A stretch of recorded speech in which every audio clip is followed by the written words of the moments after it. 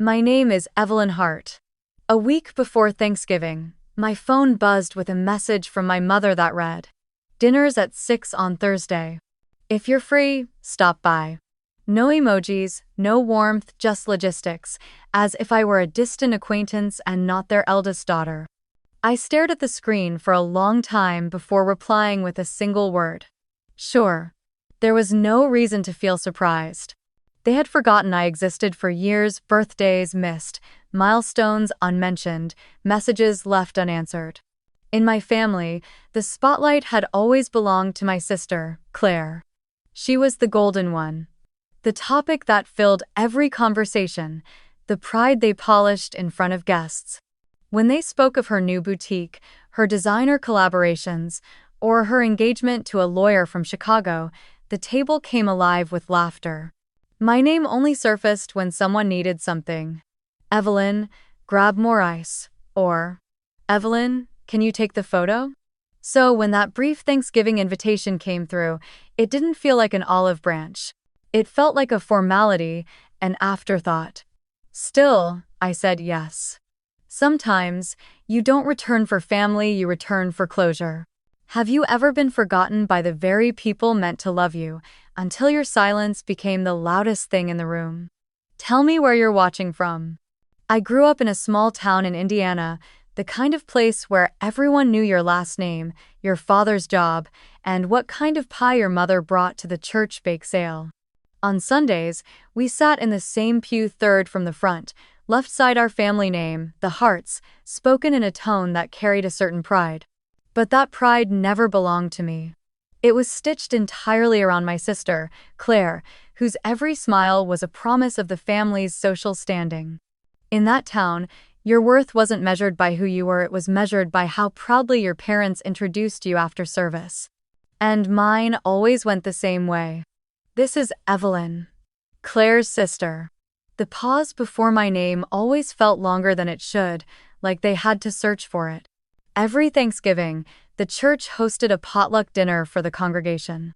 Long tables filled the fellowship hall, each neatly decorated with handwritten place cards. I remember the first year I realized something about those cards that never changed. My name was always spelled wrong. Evelyn. Evelyn. Even Evelyn. Never quite me. And my seat?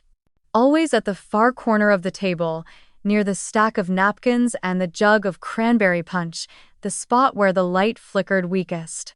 I used to wonder if anyone else noticed the mistake, but no one ever did. Everyone was too busy laughing with Claire. She'd run around the room in her little lace dress, reciting her Thanksgiving poem to the pastor's wife, while people clapped and said things like, "That girl's going to make the Harts proud." I sat quietly, smiling when they looked my way, pretending I didn't mind that the only person who asked if I wanted more turkey was the church janitor. The moment that branded itself into me, though, wasn't Thanksgiving, it was my 10th birthday. It fell on the same weekend as Claire's first major dance recital, and in our house, that meant one thing: the living room became hers. I woke up that morning to the sound of my mother's voice singing happy birthday to Claire as she helped her into her glittering costume. I waited in my room, watching the sun trace across the floorboards, half expecting someone to knock, to say, "Happy birthday, Evie." No one did. By noon, the house was full of guests, relatives, neighbors, the local dance coach.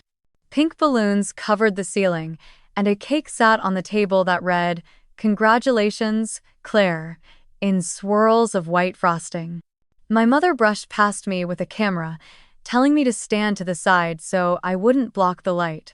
When I asked, quietly, if we could maybe light some candles for me after, she smiled distractedly and said, "Oh honey, let's not complicate things. Today's already full."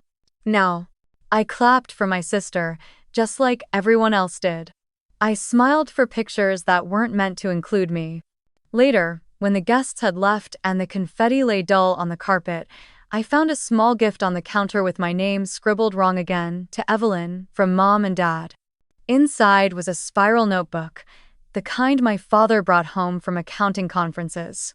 The logo on the cover read, "Midwest Financial Expo."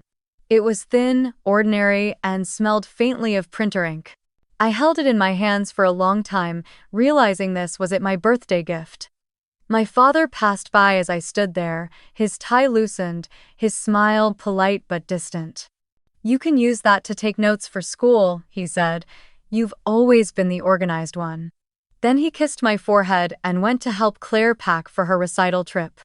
That night, while the house slept, I opened the notebook and wrote a single line across the first page. I was here. I didn't know why I wrote it, only that it felt like proof of something no one else seemed to see. After that, I began to collect small moments of being unseen like entries in an invisible ledger. When the family took their annual Christmas photo, I was the one behind the camera. When neighbors came over, I was the one setting the table while my parents told stories about Claire's dance trophies. If something went wrong, the broken vase, the misplaced check, it was never her fault. "You're older," my mother would remind me. "You understand better, you're stronger. Let your sister have her moment." That phrase became a kind of anthem in our house. "You're strong, let her shine." It sounded noble when she said it, but what it really meant was fade a little more. Over time, I learned to make myself small. To listen instead of speak. To smile in family photos even when no one thought to print one for my room. There's a particular kind of loneliness that doesn't come from being alone, but from standing right beside people who look through you. I lived in that silence, dressed it up with obedience and politeness, until it felt almost comfortable. But sometimes, late at night, I'd take out that old notebook, the one with the company logo, and write the things I wished I could say.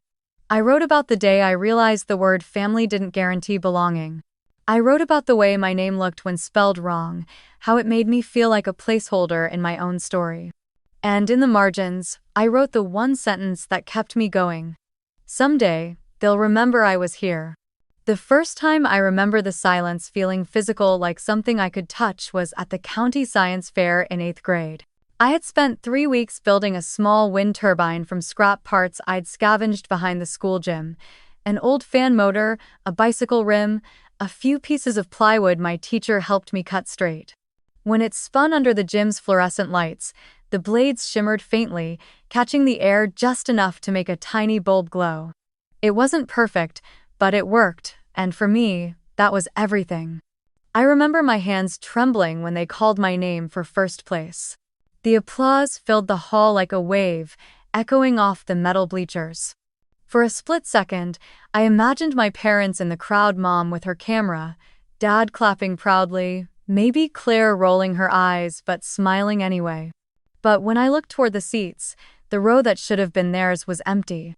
The folding chairs sat neatly in a line, untouched, the paper program resting perfectly where someone had placed it hours earlier. After the ceremony, I lingered, pretending to organize my materials while the other families packed up, laughing and taking pictures. A few parents congratulated me out of politeness, their voices gentle with pity. When the janitor started stacking chairs, I finally went outside. The air was sharp and cold, and the parking lot lights hummed above the cracked pavement. Our family car wasn't there. I stood under the flickering lamppost for nearly 20 minutes before my teacher, Mr. Cole, offered me a ride home. He didn't ask where my parents were. He just handed me a warm cup of cocoa from a thermos and said, "You did good, kid. Don't let anyone make you feel small about it." When I walked into the house, the lights were on, and laughter spilled from the kitchen. My mother was kneeling beside Claire, pinning the hem of her prom dress, her voice full of excitement. "You look like a dream," she said. My father was filming on his old camcorder, narrating proudly about the upcoming big night. I stood in the doorway, the metal ribbon still around my neck, waiting for someone to look up. No one did. When my mother finally noticed me, she smiled distractedly. "Sweetheart, sorry we couldn't make it. You know how hard these fittings are to reschedule." She waved a hand toward the table. "There's leftover lasagna if you're hungry." I nodded, set the metal down quietly beside the sewing machine, and said nothing. Later that night, I sat at the kitchen table alone, the house dark except for the small lamp above the sink. The metal caught the light, glinting weakly against the wood. I traced its edges with my finger and thought about the moment they'd called my name, the burst of applause that had seemed to fill my chest. Now, it felt hollow. It's strange how quickly pride turns to ash when there's no one to share it with. I took a bite of cold lasagna and told myself it was fine that I didn't need anyone to clap for me. But somewhere deep down, a small voice whispered, "You deserve to be seen." From that day on, I stopped asking anyone to come to my events. When I made it to the state debate semifinals, I didn't even mention it at dinner. When the school printed my essay in the local paper, I clipped the page myself and folded it into my notebook. My family never noticed, and I stopped trying to make them. I learned a kind of quiet efficiency, how to celebrate privately, how to exist without interruption. But the humiliation came in smaller doses too, scattered like glass shards across the years. There was the time my mother hosted a dinner for Claire's dance troupe. The house smelled of roasted chicken and rosemary, the table glittering with her best china. I helped in the kitchen all afternoon, chopping vegetables, polishing glasses, arranging flowers. When everyone sat down, I realized there wasn't a plate set for me. I stood behind my chair, smiling awkwardly until one of the girls asked, "Aren't you eating?" My mother looked up from the end of the table, frowning slightly as if she'd just noticed I existed. "Oh, Evelyn, I thought you were serving tonight." I nodded automatically, pretending that was always the plan. I spent the rest of the evening refilling drinks and clearing plates, trying to ignore the empty space at the table where my meal should have been. After the guests left, I stayed behind to wash the dishes. The water was too hot, burning my hands, but I didn't turn it down. I liked the sting, it made me feel awake. I scrubbed until the last plate shone and the kitchen gleamed. When I finally turned off the faucet, the silence roared back in. My parents had gone to bed, Claire already asleep. I stood alone amid the clean counters, the scent of lemon soap thick in the air, and stared at the single, unused dinner plate still sitting on the counter. I wiped it dry and stacked it neatly with the others. That became my pattern: serve, clean, disappear. As I got older, the dynamic didn't change, it just became more refined, quieter. Claire's successes were public articles, recitals, photos framed in the hallway. Mine were practical, invisible, good grades, scholarships, the part-time job that helped pay her costumes. My parents liked to call me the responsible one, which was their polite way of saying the unremarkable one. When relatives visited, they'd beam at Claire and say, "She's got that sparkle," then turn to me and add, "And you so helpful," always behind the scenes. It's amazing how words meant as compliments can sound like shackles. I learned to translate them silently in my head. Sparkle meant worthy of love. Helpful meant background noise. Each time they forgot me, it didn't feel like a single moment, it felt cumulative, like drops of water hollowing stone. Slowly, invisibly, they sculpted me into the dependable shadow orbiting their Sunday. By the time I turned 16, I had mastered the art of being present without taking up space. When guests came over, I refilled drinks before anyone asked. When the oven timer rang, I was already at the door. My mother once told a friend, half jokingly, "Evelyn's like magic, the second you need something, she's there." They laughed. I smiled. But I knew the truth. Being there wasn't the same as being seen. That year, during another one of Claire's celebrations, her acceptance into a regional dance academy, I stood by the sink, watching through the reflection on the kitchen window. The table was full again, laughter bouncing off the walls. I noticed, almost absently, that one plate at the far end hadn't been filled. Mine. The silverware gleamed beside it, untouched. I could have stepped forward, claimed it, sat down like I belonged. But I didn't. Instead, I picked up the dish and carried it to the counter, setting it carefully beside the sink. My mother's voice floated over the laughter, soft and familiar. "You're strong, Evelyn. Let her enjoy her moment." I nodded to no one and turned on the faucet. The water hissed, and the laughter blurred into a distant hum. That night, I understood something for the first time: they weren't going to change. The empty plate would always be mine. The only question was how long I'd keep serving a table that never had a seat for me. My grandmother, Helen Moore, lived 2 streets over from us, in a small white house that smelled like cinnamon and nutmeg no matter the season. She was my mother's mother, though they couldn't have been more different. Where Mom's world was spotless and performative, Grandma's was warm and cluttered, the kind of house that held its breath between batches of fresh pie and radio static from old jazz stations. I used to escape there after school under the pretense of helping her bake, though what I was really doing was learning how to breathe. She never asked about grades or recitals. She just handed me an apron and said, "You measure the sugar, I'll handle the spice." Together, we'd hum along to Ella Fitzgerald while the crust browned slowly in the oven. The kitchen windows fogged from the heat, and for those few hours, the world shrank to the smell of butter, cinnamon, and belonging. One afternoon, after yet another of Claire's victory parties, the kind where I ended up washing silverware until midnight, I walked into Grandma's house without knocking. She looked up from her rocking chair, eyes sharp behind her glasses, and said simply, "Rough night?" I didn't have to answer. She pointed toward the counter where 2 pie crusts waited and added, "Good. Anger makes the best dough." I laughed in spite of myself, and the tension in my shoulders finally loosened. While we worked, she told me stories about her own girlhood, the war years, the ration cards, the times she'd baked apple pies for the neighbors just to keep her hands busy when her brothers didn't write home. She had this way of slipping wisdom into her words so gently that you didn't realize you were being taught. When the pies came out golden and perfect, she slid one toward me and said, "You don't have to earn love by being useful, Evelyn. People will try to make you think that, but it's a trap." I looked down, tracing a finger along the warm crust. "Then how do you know if you're enough?" She tilted her head, studying me for a long moment before answering. "Because you wake up every day and try again. Because you're still here. That's enough." Her voice softened. "And don't mistake silence for failure. Just because there's no applause doesn't mean you're not shining." That sentence rooted itself inside me so deeply that even now, years later, I can still hear her say it.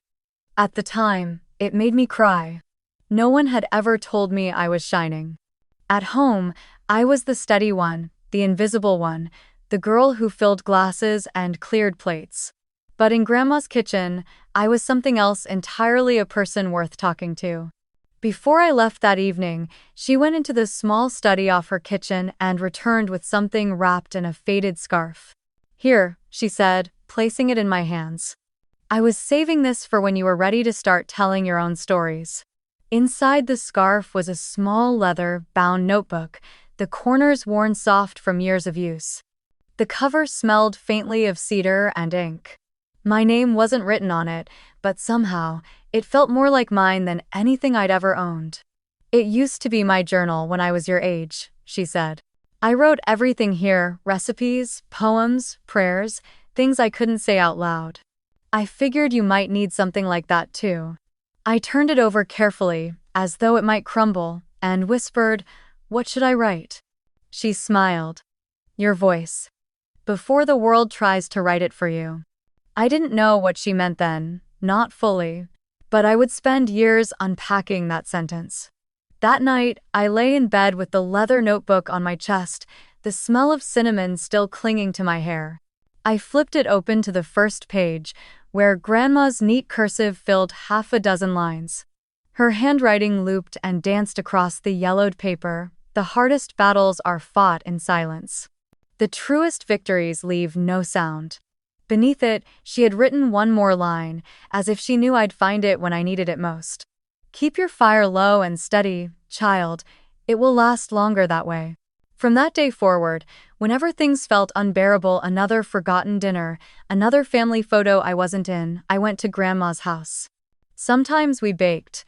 Sometimes we just sat quietly, peeling apples or listening to the rain against the porch roof. She never tried to fix my family, never told me to demand more from them. Instead, she taught me how to build a world within myself where I could survive the noise of being ignored. And little by little, I started to understand what she meant about silence. It wasn't a punishment, it was a space, waiting for me to fill it with my own sound. I began writing every night, first about small things: the smell of wet leaves, the way sunlight caught on the kitchen floor, the ache in my chest when no one noticed. Then bigger things: dreams, goals, blueprints of who I wanted to become. That leather notebook became my anchor, the proof that I existed beyond the roles they gave me. Whenever I felt invisible, I'd run my fingers over its worn spine and remind myself. Someone once saw me clearly enough to hand me this. Years later, when I'd build a company from nothing, when people would ask how it all began, I'd think back to that house that smelled of cinnamon and nutmeg, to a woman with kind eyes and strong hands who believed in quiet light. Because Grandma Helen had been right all along, there doesn't have to be applause for you to shine. Some lights are meant to glow softly, steady, and unseen, until the day they illuminate everything. By the time I turned 17, the rhythm of my life had settled into something both predictable and invisible. School, work, home, repeat. I didn't go to dances or join clubs. I preferred the hum of circuits to the noise of crowds. While other kids traded gossip in the cafeteria, I sat in the corner of the library, taking apart an old radio I'd found in a thrift store bin. The smell of dust and solder made more sense to me than small talk ever could. Machines didn't forget you. If something didn't work, there was always a reason, one you could trace, test, fix. People weren't like that. People broke you, then acted surprised when you stopped trying. Grandma Helen's leather notebook came with me everywhere. It lived in my backpack between textbooks and half-finished circuit sketches. I filled its pages with diagrams, stray equations, and bits of code I didn't yet understand. The library's ancient computers became my sanctuary. I stayed late after closing, the fluorescent lights buzzing above, as I taught myself to code through outdated online tutorials and PDF manuals no one read anymore. Logic made sense. Code was honest, it didn't play favorites, didn't ask for approval. If you gave it the right input, it gave you the truth. I liked that. When I graduated high school, I didn't have a college acceptance party or a new car with a bow on top like Claire did. She'd already been accepted into a fashion program in New York, and my parents threw her a farewell dinner with gold balloons spelling her name. I spent that night working the closing shift at a shipping warehouse by the highway. It was supposed to be temporary just until I figured out what came next, but somehow it became my classroom. The warehouse was an ecosystem of chaos. Packages piled higher than people, labels smudged, scanners lagging. Most nights, we were short-staffed, the conveyor belts screeching as they tried to keep up. But I noticed patterns in the mess: how certain routes always jammed at the same time, how certain zones overflowed while others sat half-empty. One night, while waiting for a late truck, I sketched the entire floor layout in my notebook. The next morning, I borrowed an old laptop from the manager and stayed after my shift to write a simple program that tracked package flow by zone. It wasn't much, just lines of code and a crude interface, but after a week of testing, efficiency went up almost 20%. When I showed the results to my supervisor, he looked at me like I'd grown a second head. "You did this?" he asked, scrolling through the data. "On your own?" I nodded, embarrassed. "You're wasting your time out there sorting boxes," he muttered. "You should be running logistics." It was the first time anyone had said I should be something instead of shouldn't. I went home that morning with grease on my hands, exhaustion in my bones, and a quiet, flickering sense of purpose in my chest. For the first time, I understood what Grandma meant when she said silence wasn't failure, it was space. That warehouse was my silence, and I was filling it. I enrolled in online community college classes at night, studying computer science and data analytics. I couldn't afford tuition all at once, so I worked double shifts, often falling asleep at my desk between assignments. But I didn't mind. Every late night felt like a small rebellion against the narrative that I was background noise. Code became my language of safety. Numbers didn't lie, algorithms didn't play favorites. I could build systems that treated every variable the same. That idea fascinated me. Machines didn't care if you were the golden child or the forgotten one, they only cared about balance, about logic. If you taught them right, they could be fairer than people. Somewhere deep down, I think I started chasing that fairness, trying to build it where it had never existed for me. Around that time, the small-town retailers I delivered to started complaining about shortages and delays. Orders that should have arrived in 2 days took 5. Shelves stayed empty while storage rooms overflowed. I watched store managers panic, trying to make sense of spreadsheets that didn't match reality. One night, while sorting boxes, I asked a question out loud that made one of my coworkers laugh. What if the system could see where things were stuck before people did? He thought I was joking. I wasn't. Over the next few weeks, I began designing a small script to track real-time stock levels using barcode scans and delivery logs. It was primitive, built in Python with data pulled from open-source libraries, but it worked. The system could predict which locations were at risk of shortages 2 days in advance. I showed it to my supervisor again, half expecting him to shrug, but this time he called his district manager. Within a month, they were using my model across 4 warehouses. When the quarterly report came back showing a 15% cost reduction, the company offered me a small bonus and a new role, junior data analyst. It wasn't much, but to me it felt monumental. I remember sitting on the loading dock that night, looking at the glowing warehouse lights reflected in puddles from the rain. I thought about all the times I'd been overlooked, all the empty chairs and forgotten plates. Maybe this was what it meant to build something that noticed, something that worked because I did.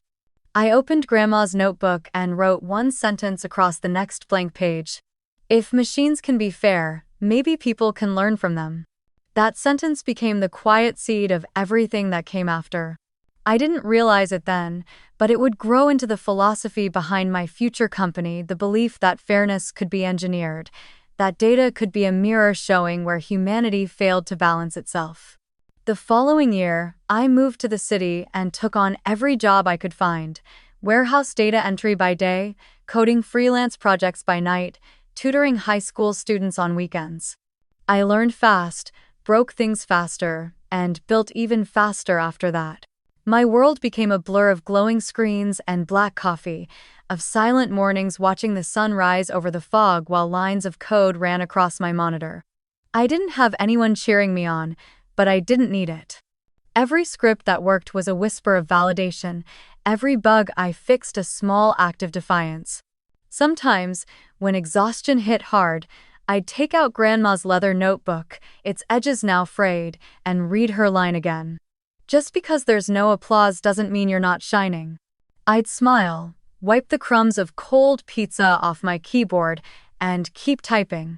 Because for the first time in my life, I wasn't waiting to be seen. I was building something that would make the world see itself clearly, honestly, and without bias.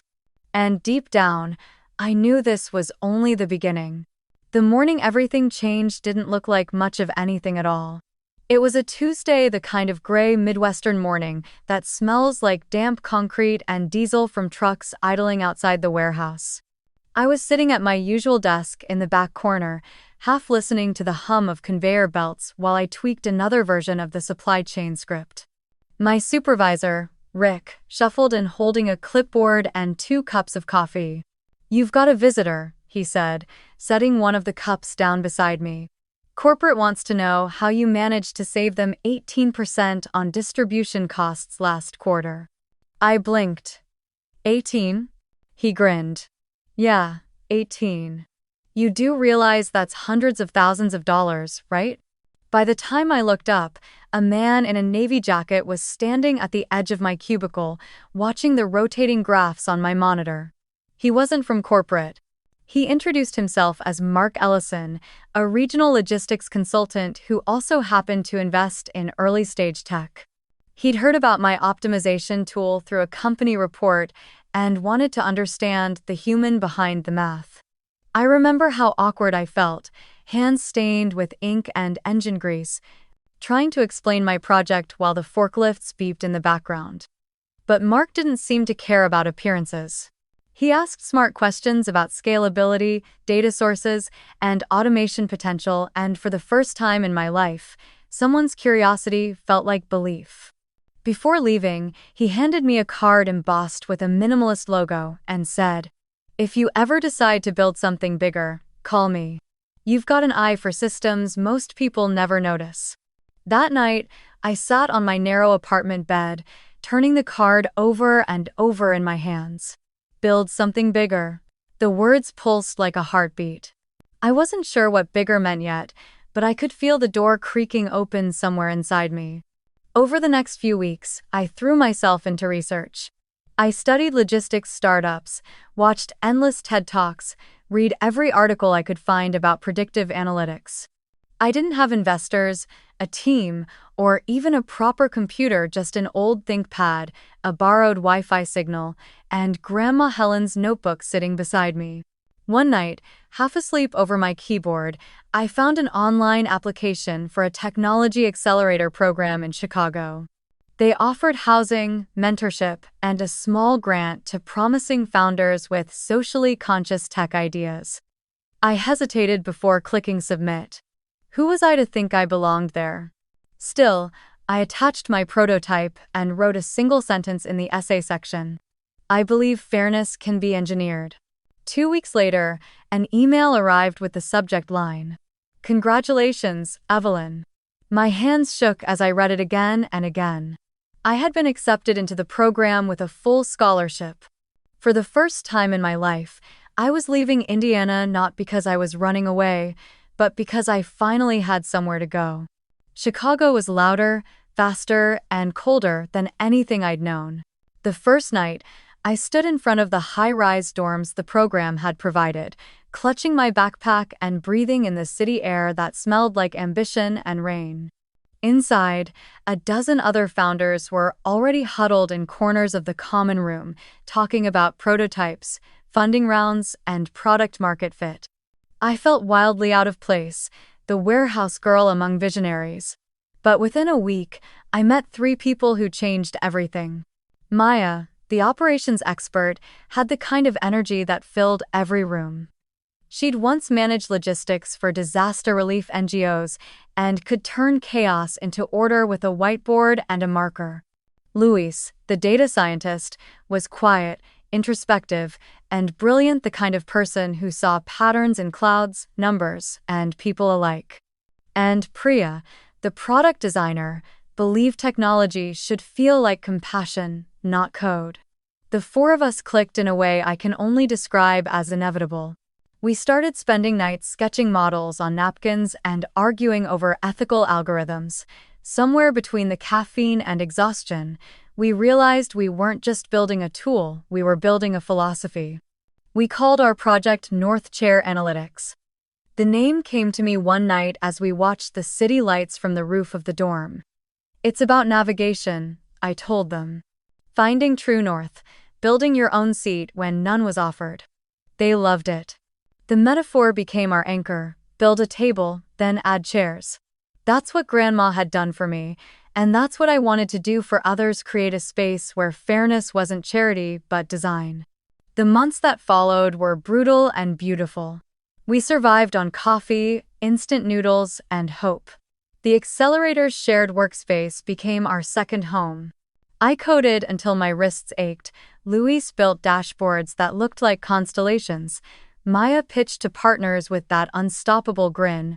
And Priya redesigned our logo at least 100 times until it felt human. Every setback hit hard. Every small win felt like electricity. When we launched our beta platform to track inventory equity for small retailers, I watched the first live dashboard light up like a heartbeat on the screen. We'd done it, turned silence into structure, invisibility into data that mattered. Mark, the investor who'd first found me at the warehouse, visited the demo day. Afterward, he pulled me aside and said, "You've got something special here, Evelyn. You're solving the fairness problem without preaching it." He became our first angel investor, offering $75,000 in seed funding. It wasn't a fortune, but to us, it felt like the universe finally saying yes. That night, The four of us went to a late-night diner to celebrate. The table was sticky, the fries were cold, but I remember laughing until my cheeks hurt. Somewhere between sips of lukewarm coffee, Maya leaned across the table and said, "You know what's wild? You built something to make people seen. And now you're finally being seen too." Her words hit deeper than she realized. For years, I had built my life around invisibility, around earning worth through service. But here, with them, I didn't have to shrink. We weren't competing for space, we were building it. Over the next year, North Chair grew faster than any of us expected. We partnered with local grocery chains, helping them cut waste and redistribute surplus stock to food banks. We built predictive dashboards that showed not just what was missing, but where abundance could go instead. Every time we onboarded a new client, I felt like I was patching a small piece of the world that had been broken. For the first time, fairness wasn't a dream, it was measurable. Sometimes, late at night, I'd stay alone in the office, watching the data points drift across the screen like stars. I'd pull out Grandma Helen's notebook and run my thumb over her old handwriting. Just because there's no applause doesn't mean you're not shining. But now, the room was full of light computer monitors, city skylines, the reflection of my own face in the glass. It struck me then, maybe this was what she meant by shining quietly. I hadn't built North Chair to prove anything to my family. I'd built it for the people no one saw, for the overlooked shelves, the forgotten workers, the small stores on back roads that kept communities alive. I'd built it because fairness, like light, was meant to be shared. As the city slept outside, I looked at the glow of our logo North Chair Analytics and whispered the rule that would become our company's heartbeat. Build a table, then add chairs. In that moment, I didn't need applause, validation, or even acknowledgement. I had something better, a direction. The door that had cracked open in that warehouse was now wide, and for the first time in my life, I stepped through it without looking back. The next 18 months were the steepest climb of my life. Success, it turned out, didn't arrive with trumpets or champagne. It came wrapped in exhaustion, late rent, and the bitter smell of burnt coffee at 2 a.m. Our little office sat on the 4th floor of an old co-working space in Chicago's West Loop, wedged between a tattoo parlor and a failing VR startup. The building's air conditioner groaned in summer, the radiators hissed in winter, and the walls carried every sound: the low buzz of ambition, the laughter of people pretending not to be terrified. We lived on instant noodles and vending machine granola bars. Sometimes Maya and I shared one cup of coffee, alternating sips like it was communion. The only time we splurged was when Luis's code finally ran without crashing. Then we'd order a single deep dish pizza and eat it cold hours later because none of us could stop debugging long enough to take a break. Every month we calculated our burn rate like it was a countdown clock. The numbers never looked good. But we kept moving because stopping meant sinking. By the third quarter, we'd built a solid proof of concept, a predictive model for hospital supply chains that could flag shortages of critical equipment before they happened. It was a desperate pivot. Hospitals were drowning in inefficiency, and we knew our model could save both money and lives. We pitched it to anyone who would listen: administrators, procurement officers, anyone with a LinkedIn account and a pulse. Most ignored us. A few listened out of politeness. One night, we found ourselves presenting in a fluorescent conference room to a panel of exhausted hospital directors who looked like they'd rather be anywhere else. Maya clicked through the slides, Luis explained the algorithm, and I told the story the way I always did about fairness, visibility, and how systems could be kinder if designed to notice everyone. When we finished, the room was silent. I thought we'd failed again. But then a woman in a gray suit leaned forward and said, "If you can really reduce shortages by even 10%, you'll change everything." 2 weeks later, we were onboarding our first pilot client, a small network of hospitals in Illinois. Those first few months were chaos. We worked around the clock, cleaning dirty data, chasing server errors, sleeping on beanbags under our desks. But when the quarterly report arrived, It showed a 30% drop in supply shortages across all 5 hospitals. 30%. I remember the night Maya printed the report and spread it across our desks like it was sacred scripture. 30, she whispered. We did it. We stared at the numbers until dawn, the glow of the monitors painting our faces in blue light. No confetti, no applause, just quiet awe. For the first time, our work had weight. It mattered. The results attracted attention. Investors who had once ghosted our emails suddenly wanted meetings. Within 3 months, we closed our seed round. Mark came on board again, this time joined by 2 healthcare angels who believed in ethical tech. It wasn't much, $1.2 million, but to us, it felt limitless. We finally upgraded from folding chairs to real ones, with cushions that didn't squeak. I remember running my hands along the smooth oak of our new conference table, the first thing we'd ever bought brand new. Luis laughed and said, "It's official, we have our own table now." Still, the climb didn't stop. Growth demanded everything. Longer hours, tougher calls, sharper decisions. We learned to pitch under pressure, to lose gracefully when deals slipped away. We stumbled, we argued, we broke down and built each other back up again. But through it all, the 4 of us held on to that quiet rule: build a table, then add chairs. Our big break came 18 months in, when a national retail chain reached out. They'd read about our hospital success in an industry report and wanted to pilot our model across their Midwest stores. It was the opportunity we'd dreamed of, and the one that nearly destroyed us. The scope was massive, the deadlines brutal, and the expectations sky high. For weeks, we barely left the office.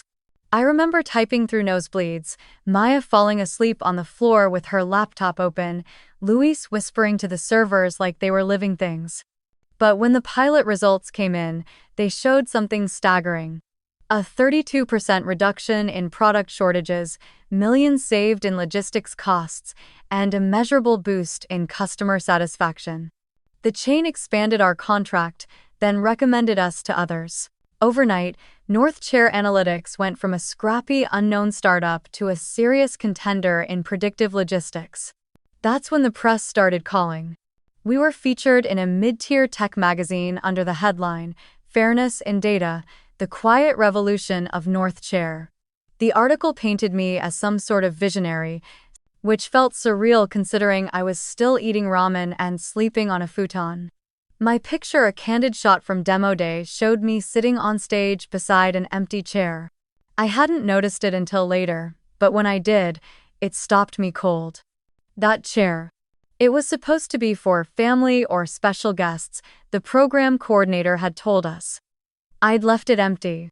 My parents hadn't come, and I hadn't asked them to.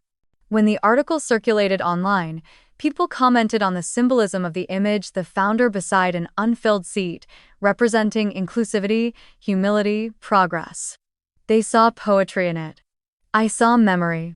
A week after the article came out, my phone buzzed with a message from home. I opened it, expecting congratulations, but it wasn't that. My mother had texted, "Your sister's birthday dinner is on Saturday. Can you make it this year? She'd love to see you." No mention of the article, the company, the hospital contract, just the same orbit around Claire. I stared at the message for a long time before typing back, "Can't, work trip." Then I turned off my phone. It hit me how strange it was how I could build systems that predicted the movement of thousands of products across hundreds of miles, but I couldn't predict a single gesture of pride from my own family.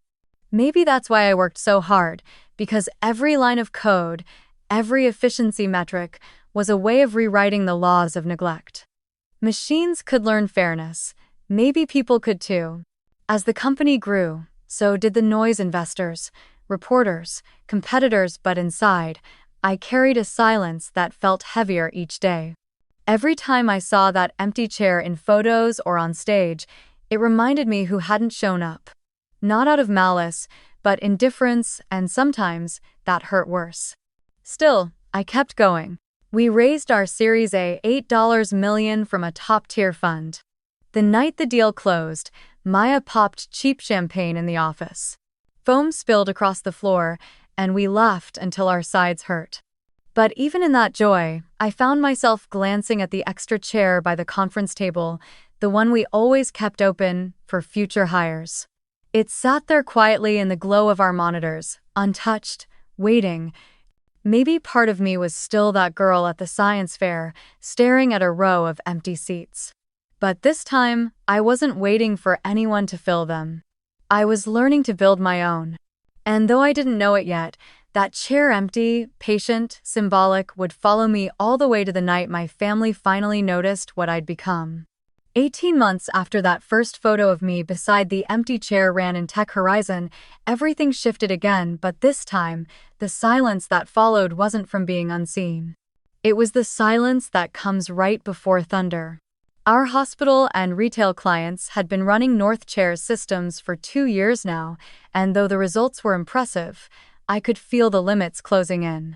Forecasting supply chains based on historical data worked until the world changed overnight. The pandemic, the strikes, the political instability, all of it had exposed how fragile predictability really was. We weren't failing, but we were stagnating. Then one evening, as I watched Luis run simulations on our outdated models, something clicked. "We're looking backward," I said. He frowned. "That's how forecasting works." I shook my head.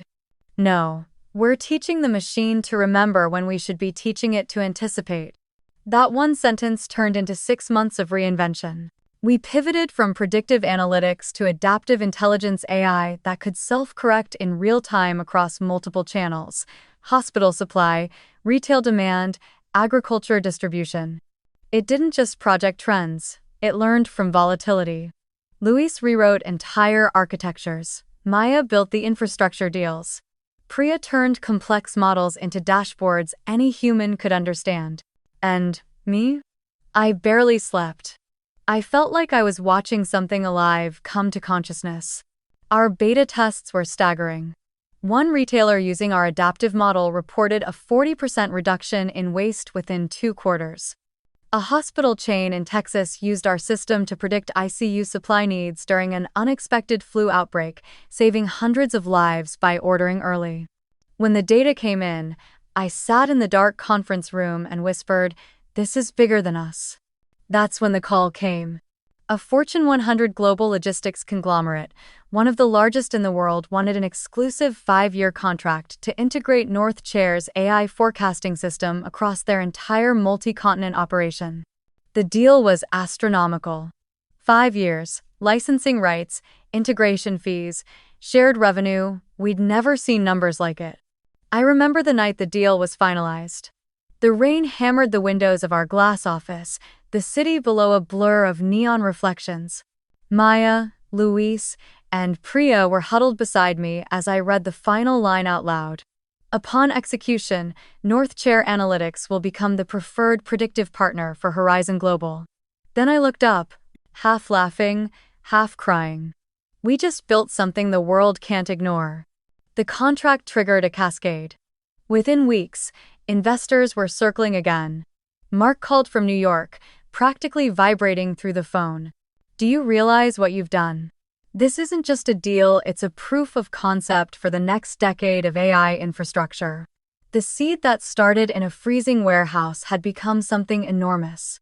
We raised a Series C round at a valuation north of $1 billion. The press used words like unicorn, visionary founder, AI revolution. I smiled for the cameras when I had to, but inside, I felt strangely detached. I wasn't chasing validation anymore. I was protecting something sacred. When the valuation hit the news, my inbox exploded: old classmates, local journalists, even distant relatives I hadn't heard from in years. But not my parents. Not Claire. Through that Series C, our early investors took some liquidity, and I exercised part of my RSUs through a structured secondary sale, completely legal, completely quiet. Overnight, on paper, my net worth crossed $200 million. I didn't tell anyone except my lawyer and my accountant. It wasn't a number I wore like a crown. It was a measure of the distance between who I'd been and who I had become. I was the girl who once fixed radios in a garage that smelled like dust and oil. Now I could buy the building that garage stood in 10 times over. But I didn't. I didn't buy anything new. I didn't even move apartments. I still wore the same gray sweaters, still carried my scuffed brown tote bag from college, still preferred worn-out sneakers to heels. Luis once teased me about it. "You know you can afford a stylist now, right?" I laughed. "I don't need one. I already know who I am." While the world was busy turning North Chair into a headline, I quietly set up something else, a foundation. The Helen Moore Foundation for Equity in Education and Nutrition. It funded scholarships for girls in small Midwestern towns who wanted to study data science or engineering, and built local food banks that used our AI systems to distribute surplus food efficiently. I didn't hold press conferences or ribbon-cutting ceremonies. I just signed the papers, wired the funds, and wrote her name, Helen Moore, in the founding documents with my own pen. When the foundation's first scholarship recipient sent me a letter thanking me for believing in invisible girls, I sat at my desk for a long time before replying. I told her, "You don't owe me gratitude. Just promise me this, build your own table, and when you do, add more chairs." Life became a blur of meetings, conferences, and cautious celebration. North Chair moved into a new headquarters, a minimalist glass structure overlooking the Chicago River, but my office was still small, with a single oak chair by the window and Grandma's old leather notebook displayed in a frame. On the first page, faded from time, were her words. "Just because there's no applause doesn't mean you're not shining." I'd shine quietly, just as she taught me. No sports cars, no designer logos. Just impact. Every dollar I made had to mean something. We hired 120 new employees, expanding into Europe and Asia. We built tools that predicted disaster relief shortages before storms even formed. The work became our language of gratitude. And yet, success didn't erase loneliness, it just made it quieter. Sometimes, at the end of a 14-hour day, I'd sit in the dark office and scroll through my phone. My parents' names were still in my contacts, untouched, like relics from another life. There were no new messages, no congratulations, no "we're proud of you." Only Claire's endless stream of Instagram posts, dinners, vacations, galas with captions like "grateful for family." I didn't resent them anymore. I'd stopped expecting anything. But sometimes, I caught myself wondering, did they even know? Did they realize the daughter they forgot had built something that touched millions of lives? When North Chair crossed $1 billion in valuation, the team insisted on celebrating. We rented out the rooftop of the building and ordered cheap champagne again, just for tradition's sake. As the city lights flickered below, Maya raised a glass. "To Evelyn," she said, "who built the table we all sit at." Everyone clapped, and for a moment, the sound filled every quiet place that had once hurt. Later that night, when everyone had gone home, I stayed behind. The wind was cold, sharp off the river. I looked out at the city, the skyline glittering like code, and whispered to myself, "This is what showing up looks like." Then I smiled, thinking of Grandma Helen, of the dusty garage, of that old notebook, and the girl who once wondered if she'd ever be seen. She had been seen now. Not because she shouted, not because she sought revenge, but because she kept building in silence until the world had no choice but to notice. And still, she wore the same sweater. The message arrived on a Tuesday evening in November, just as the last leaves of the Chicago maples were falling outside my apartment window. It was from my mother. Short, polite, perfectly measured, like a note you'd send to a distant acquaintance rather than your child. "Thanksgiving năm nay về cho vui. Cả nhà sẽ có mặt. Claire cũng rất mong gặp con." The English translation, though she'd never written it that way, was painfully simple. "Come home for Thanksgiving. It'll be nice to have you. Claire will be there too." There was no "we miss you," no "we're proud of you," not even a "how have you been?" Just a hollow formality wrapped in domestic civility. After years of silence, It felt less like an invitation and more like an afterthought, like being penciled into a guest list at the last minute to fill an empty seat. I stared at the message for a long while, then typed my reply. Okay. No exclamation mark, no emojis, no hint of warmth. Just that single word. That night, as I packed, I chose carefully. I didn't bring gifts or wine or even one of the polished talking points people expected from a founder.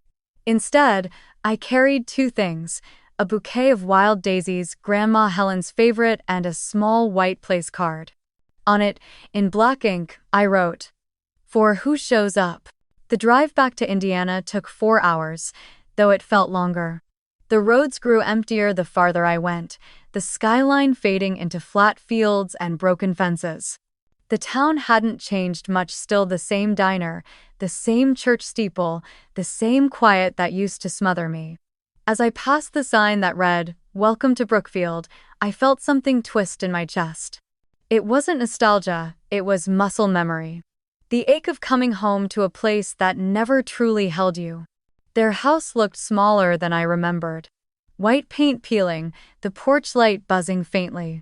Through the window, I could see silhouettes moving around the dinner table, laughter, motion, the clink of dishes. The same choreography as always. I parked down the street, took the bouquet and the card, and walked up the driveway, the sound of gravel crunching under my boots like distant thunder. When Mom opened the door, her smile was the same one she used on church neighbors, polite, practiced. "Evelyn," she said, like tasting the name for the first time in years. "You made it." I did," I said simply. Inside, the house smelled of cinnamon and turkey fat, warm and familiar. The dining table gleamed under the yellow light, set with the same china they used every year. My old seat was there, at the corner by the window, the same corner where I used to sit at birthdays and holidays, where the place card always spelled my name wrong. I walked over, set the bouquet gently on the chair, and slid the white card in front of the plate. My mother noticed but said nothing. The words "for who shows up" faced the rest of the table like a quiet mirror. Claire was radiant as ever, wrapped in soft beige cashmere, her diamond bracelet catching the light. "You look good," she said, in the tone people use when they're surprised you do. "I saw something online about your company. What's it called again?" "North Chair," I said. "Right, yes." She turned immediately back to her husband, laughing. "Anyway, as I was saying, our boutique just launched a second location in Nashville. Can you believe it? We sold out of our winter collection in 3 days." Mom beamed. "That's wonderful, honey. You've worked so hard." The conversation moved around the table like a current I couldn't enter. They talked about Claire's shop, her husband's promotion, their new house, their upcoming ski trip. Every time someone asked a question, it was about her. When I was addressed, it was almost accidental, like they remembered I was there mid-sentence. "Evelyn, you're still in Chicago, right?" Dad asked, slicing his turkey. "I am." Good, good." He paused, chewing thoughtfully. "You're still doing all right then?" There it was. The old, familiar question. Not curiosity, not concern, just an obligation, a polite nod to the fact that I existed. "I'm doing fine," I said evenly, spooning cranberry sauce onto my plate. The tartness hit my tongue like a spark, sharp, real. Around me, laughter continued. Someone refilled Claire's wine glass. Someone complimented her earrings. I kept eating quietly, listening to the rhythm of their conversation as if from another room. Nothing had changed. Not the way they looked at her. Not the way they looked through me. For years, I had thought time might soften that truth. It hadn't. At one point, Mom turned to me. "You should have told us you were coming. We would have saved a nicer seat." I smiled faintly. "This one's just right." Her eyes flickered to the daisies on the chair beside me, then down to the place card. She didn't comment, but I saw her hand tighten briefly around her glass. The dinner stretched on. Claire told a story about a designer she'd met in New York, Dad interrupted to talk about a mutual friend's new car. Mom fussed about pie crusts and table linens. I laughed when it was polite, nodded when required, answered questions with measured brevity. The whole time, I felt the soft hum of distance between us, polished, practiced, impenetrable. When dessert came, Claire leaned back and sighed dramatically. "It's so good to have everyone together again," she said, reaching for her husband's hand. "It's been years, hasn't it?" I looked at her, then at the daisies. "Yes," I said softly. "Years." No one asked what those years had been filled with. No one asked where I'd been, what I'd built, or why the bouquet was sitting there. And for the first time, that silence didn't wound me, it confirmed something I'd always known. They hadn't changed because they'd never needed to. When the plates were cleared and the laughter began to fade, I excused myself quietly. I left the bouquet on the chair, the petals catching the candlelight like small suns. The place card remained, the ink still drying slightly. For who shows up? No one noticed when I slipped out. I drove away under the cold November sky, the road ahead glittering with frost. In the rearview mirror, the house grew smaller until it disappeared completely. For years, I had wondered what homecoming would feel like. Now I knew, it wasn't fireworks or reconciliation.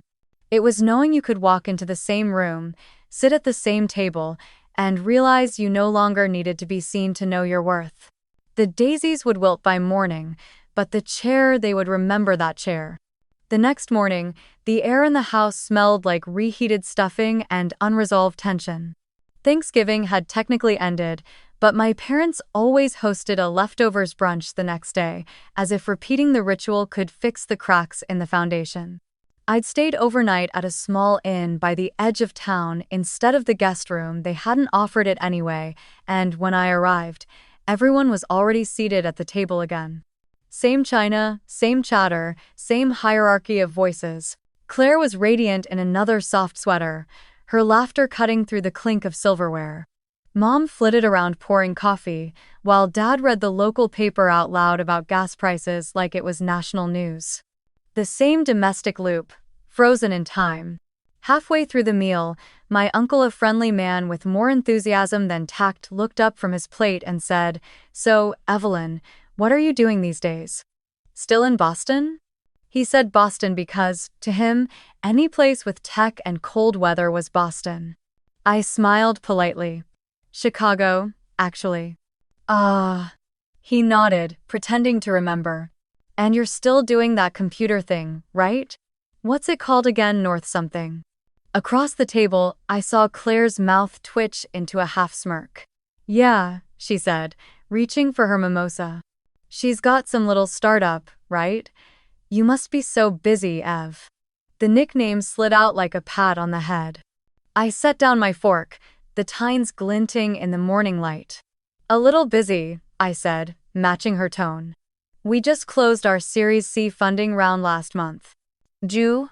Dad glanced up, confused. "Series what now?" "Series C," I repeated casually, as if it were the most ordinary phrase in the world. "It's just a later investment stage. We raised a bit over $200 million in total." The sound that followed wasn't silence, it was a collective pause, the kind that lives between disbelief and dawning comprehension. My uncle's coffee spoon froze halfway to his mouth. The carving knife Dad had been using to slice the cold turkey hesitated midair. Mom's hand, holding her wine glass, trembled just enough for the light to catch the movement. Claire's smile faltered, the word 200 hung in the air like smoke. I took a sip of water and continued, tone steady, conversational. "We're also funding a food distribution program for this region. The North Chair Foundation partnered with a few local pantries. You might have seen the trucks, they're marked with the red compass logo." Mom blinked slowly. "That's you?" I nodded. "Yes. Grandma's name is on the foundation charter, actually. The Helen Moore Initiative. She would have liked that, don't you think?" Her lips parted, but no sound came out. Across the table, Claire was staring straight at me, her hand frozen around her glass stem. Her diamond bracelet caught the sunlight like a flashbulb. "Wait," she said, voice half whispered, half accusing. You mean that North chair? The one in Forbes last month? That's your company? I shrugged lightly. Well, our company. There are 4 of us. But, yes. Dad cleared his throat. And you own part of it? I turned my head toward him, keeping my expression neutral. I do. I hesitated, as if debating whether to elaborate, then said, almost offhandedly.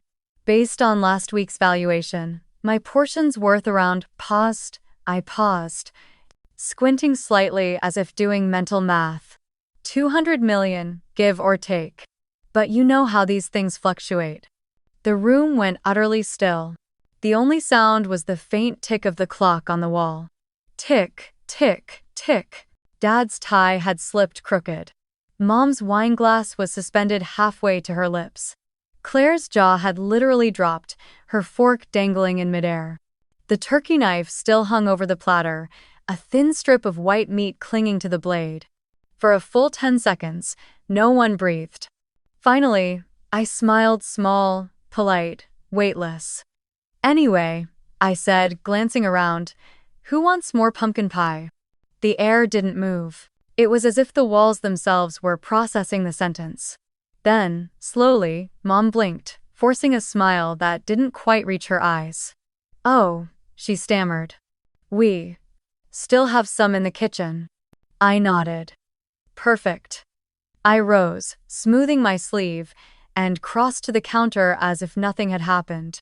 The room remained frozen behind me, my father pretending to check the gravy boat, my uncle staring at his coffee, Claire still fixed in that stunned half-smile that looked almost like pain. As I sliced the pie, I could feel the weight of their silence pressing against my back. I plated each piece carefully, the scent of cinnamon and pumpkin filling the air, warm and sweet. When I returned to the table, everyone tried, clumsily, to recover. So, Dad said after clearing his throat again, that's quite an accomplishment. I smiled faintly. Thank you. Mom's voice followed, brittle but composed. We had no idea it was so successful. You should have told us. 1. I figured you'd see it eventually, I said, tone soft but steady. It's been on the local news a few times. Claire finally spoke, voice quiet, uncertain. Why didn't you ever say anything? I looked at her, really looked. The golden child, still playing the role she'd been handed, now realizing the script had changed without her. Because, I said gently, I didn't build it to be talked about. Another silence. Longer this time, heavier, the kind that reshapes the air. Mom tried to laugh, but it cracked halfway through. Well, she said, clinking her fork against her plate, isn't this something to be thankful for? I nodded. It is. And then, just like that, I took another bite of pie. Sweet, spiced, quiet. The simplest act in the world, and yet, somehow, it carried more power than any speech could.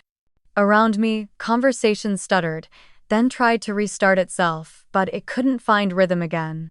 They were all still somewhere in that beat of disbelief, trying to realign their understanding of me.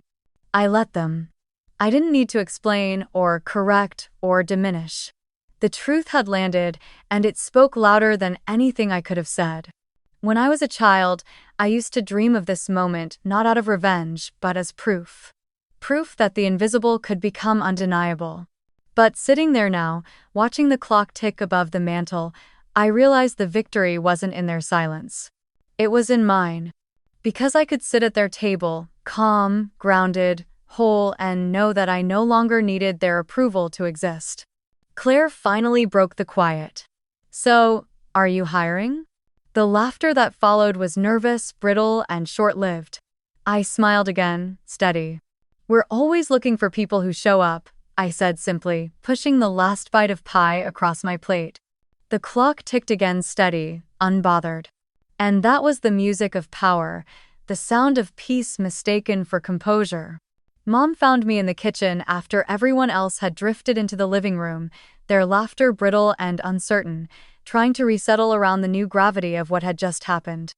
The plates were stacked high in the sink, steam rising from the dishwasher, the smell of cinnamon and turkey bones hanging in the air.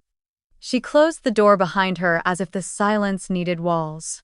"Evelyn," she began, her voice low and tremulous. "Why didn't you tell us? Why didn't you say something before today?" She crossed her arms, half defensive, half bewildered. "You could have warned me. People will think we didn't support you, that we were out of touch." I turned to her slowly, the overhead light glinting off the stainless steel sink. "Mom," I said softly, "I did tell you. For years, every time I tried to talk about what I loved, what I was building, you changed the subject. Or you told me to let Claire speak first. I've been saying it all along, you just never listened." Her lips parted, but she didn't speak. For the first time in my life, I saw confusion in her face, not anger, not disapproval, just the slow dawning realization of absence. "I'm not blaming you," I continued, my tone steady, almost kind. "I just stopped trying. When you grow up being told to be quiet long enough, silence starts to feel like safety." She sank onto the nearest stool, the color draining from her face. "We never meant to make you feel that way." "I know," I said. "That's the hardest part, you didn't mean to. But it still happened." Through the doorway, the murmur of conversation carried faintly from the dining room. I could hear Claire's voice, softer than usual. Dad's, slower.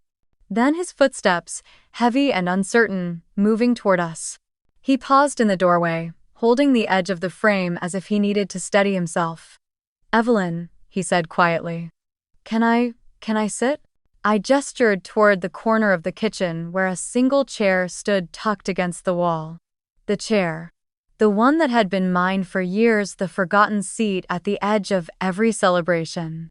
He pulled it out and lowered himself onto it slowly, as though afraid it might disappear. "I don't know what to say," he admitted after a moment. I thought you were doing fine, but I never imagined this." He ran a hand through his thinning hair. "How many things have I missed?" I looked at him for a long time. The question was too big for words and too late for answers, but still, something in me softened. "A lot," I said gently. "But some things are still here to be seen." The kitchen clock ticked between us, a quiet metronome of all the time that had passed without conversation. Then Claire appeared in the doorway. Her voice was small, almost fragile. "Can I come in?" Mom nodded automatically, but Claire was looking at me. I gave a short nod. She stepped inside, her movements slower than I'd ever seen.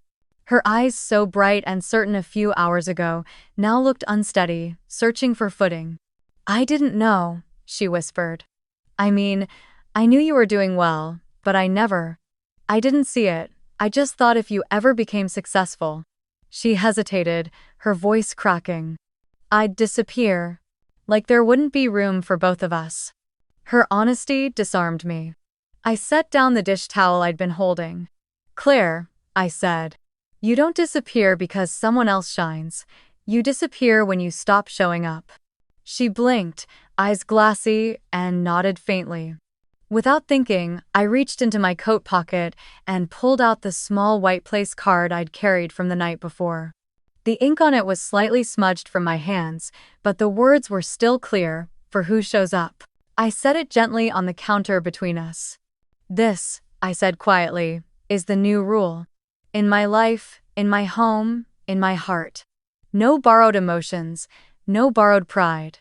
If you want to sit at my table, all you have to do is show up fully, honestly. No pretending. No erasing." Mom stared at the card as if it were a verdict. Dad exhaled, long and shaky. Claire reached out and touched it with her fingertips, then looked at me. "Can we start over?" I gave a small smile. "That depends on whether you mean it." She didn't answer, but, for once, her silence wasn't defensive, it was humble. When I left later that evening, the house was quieter than I'd ever heard it. No one followed me to the door, but as I stepped out, I caught a glimpse of Dad still sitting at that corner chair, staring at nothing. The place card lay in the center of the kitchen table now, next to the fading bouquet of daisies. Outside, the cold November air bit at my cheeks. The sky had turned the color of pewter, and snow threatened to fall. I got into my car, turned on the heater, and sat for a moment before starting the engine. My phone buzzed a flurry of messages, lighting up the screen. It was already happening. Word had spread. A cousin had posted something vague. Turns out our family has a real genius in it. Who knew? Someone else had commented, "Wait, is this about that Forbes article?" Within an hour, I knew the group chats would be on fire. Old classmates, distant relatives, everyone dissecting the news like a headline. I didn't reply. I didn't correct. I didn't post a thing. The truth didn't need defending anymore. It was out there, moving through the world on its own. As I drove away, the town grew smaller in my rearview mirror. The same gas station, the same church steeple, the same rusted sign that once felt like the border of my world. But now, it was just a landmark in a story that had already turned its last page. At a red light, I rolled down the window slightly. The wind carried the faintest smell of wood smoke and pine, the scent of Grandma Helen's kitchen, alive in memory. I smiled. Somewhere, in some quiet ledger of the universe, I knew she'd be proud, not because of the money or the company, but because I had finally learned her lesson. You don't build a life to be seen. You build it so others can stand on it. By the time I reached the highway, the first snowflakes began to fall, drifting lazily through the headlights. The road stretched open ahead of me, wide, endless, free. And behind me, in that old kitchen, a single place card waited on the table, a small white promise under the hum of the refrigerator. For who shows up? The next morning, the air was sharp and silver with early winter light. I left town before sunrise, my car cutting through the fog that clung low over the fields. The highway was quiet, a long ribbon of gray stretching between past and future. For the first time in years, I wasn't driving away from something. I was driving towards something I'd built with my own hands. The local food bank sat on the edge of the industrial district, housed in an old warehouse that used to store fertilizer. Now it smelled of fresh bread, citrus, and hope. The front wall bore the name, the Helen Moore Foundation, in clean bronze letters. Below it, workers in red North Chair vests were unloading boxes, produce, canned goods, medical supplies from trucks marked with our Compass logo. I parked and walked up the gravel path, my boots crunching softly. Inside, volunteers were laughing, sorting donations, handing out hot cocoa to families waiting in line. A little girl waved at me from behind a table of apples. She couldn't have been older than 8. "You're Miss Moore, right?" she said shyly. "Mom says this place helps a lot of people." I knelt to her height. "That's the idea," I said, smiling. "It's your place too." She grinned, not fully understanding but feeling it anyway. Children always did. I gave her a sticker with our red Compass emblem and watched her run off to show her mom. Near the entrance hung a new wooden plaque that hadn't been there on my last visit. Someone on the team must have installed it overnight. I stepped closer to read the inscription carved in looping script. "You don't need to be invited to belong. Build your own chair." My throat tightened. The words were simple, but they carried the weight of an entire lifetime. Grandma Helen would have loved it. Plain wood, no gold, no marble, just truth. I traced my fingertips over the carved letters, feeling the grain under my skin. In that moment, I realized that this place, this work, was the table she had been teaching me to build all along. When I stepped back outside, snow had begun to fall, soft, hesitant flakes that caught on my hair and melted instantly. I sat in the car for a long time, letting the heater hum quietly, thinking about everything that had happened. Then I picked up my phone and scrolled to Mom. For a minute, I hesitated. The last time we'd spoken, the air between us had been thick with words unsaid. But healing isn't silence, it's invitation.